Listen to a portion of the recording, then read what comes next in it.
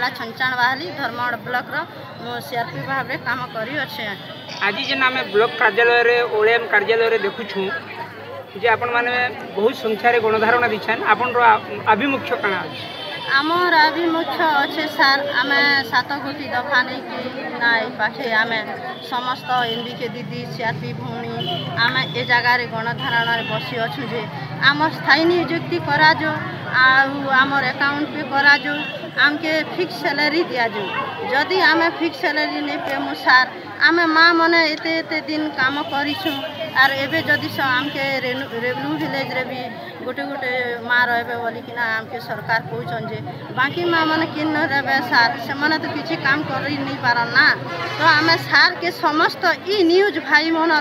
द्वारा आमर सार आमर कथा शुण आमर महिला शक्तिर कथा शुण आमर ए माँ मनर दुखर कथा शुण जदि सरकार शुणुचन बेले तो आम सरकार पाके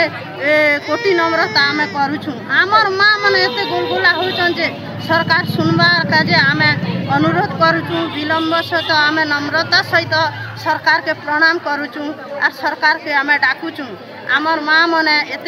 परिश्रम करुछन से माने सीआरपी एमबीके यूनियन आसिकिना पंचम दिन है